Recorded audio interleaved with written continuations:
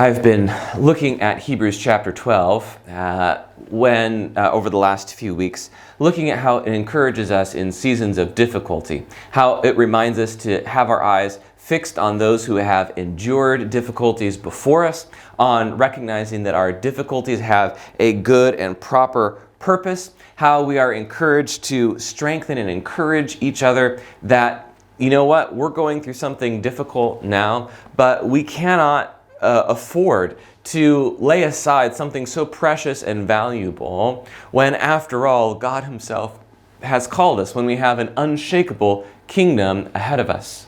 In chapter 13, the author of Hebrews now directs us to what this is supposed to look like in practice in our lives. How does this change how we live? And we'll just look at the first two verses here of chapter 13 today. Let brotherly love continue. Do not neglect to show hospitality to strangers, for thereby some have entertained angels unawares. Let brotherly love continue. This is a theme that'll characterize many of the things that he's going to say next. But the love of brother and sister for each other in the church, that is absolutely essential. As when Jesus was asked what are the two greatest commandments, he said, love the Lord your God with all your heart, soul, mind, and strength, and love your neighbor as yourself. We are called to be a community of believers. And our first command, when we have established a right relationship with God, is to turn to our brother and sister beside us and love them with the love with which we have been loved in turn. That brotherly love must continue. It is easy when things are going hard to focus in on ourselves, to say, I don't have enough to be able to look outward. All I can do is take care of the inward. But God calls us to do precisely the opposite. And He gives us the strength to do so. In fact, His first command here is a very outward-reaching thing. He says, do not neglect to show hospitality to strangers, for thereby some have entertained angels unawares. I don't know how many angels are walking around us here today. Likely chance is that I have never met one, but who knows? It's unawares. We don't know.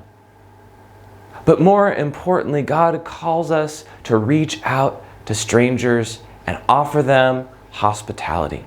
This is especially important in the early church when many times believers were kicked out of homes, when they had nowhere to go, when God's people and God's disciples and God's apostles were traveling around and preaching the Word of God. They needed somewhere to stay. But even today, brothers and sisters, around the world, hospitality speaks volumes. When you invite someone into your home, when you share your goods and your meals with them, that speaks volumes of love. And it's especially true when we share that with strangers.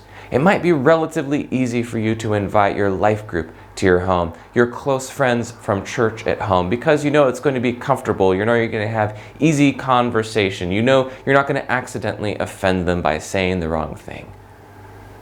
But it is hard to find someone from a different social class, from a different cultural background. It's hard to invite someone that you really don't know at all to your home and expose yourself there, and they can see when your kids misbehave, and they can see the dirty closet, and they can see that not all the food gets cooked perfectly, or that you bought it from a restaurant that was inexpensive instead of cooking a fancy meal yourself or ordering from a 5-star restaurant. But brothers and sisters, when we invite people to our homes, we share the love of Christ, and especially in this season when we can't meet together in large groups. Inviting strangers into your home is incredibly important. Now, I know some of you can't do it safely for the variety of health reasons around your home, or some of you literally have nowhere to invite someone to, but I encourage you to at least have that attitude of hospitality. And if you're a bachelor sharing a room with 5 other guys, I can guarantee you can still show hospitality. Maybe you can't invite someone over to your place, but you can have that generous attitude that invites other people to meet. that encourages others to get together, that tries to provide a meal or just a cold drink for someone else and share a few moments of quiet conversation, of reaching out to other people. Hospitality, brothers and sisters, is not about the quality of the food or the niceness of the space. Hospitality is about a giving heart. Let brotherly love continue, especially in Grace Fellowship and especially in this season.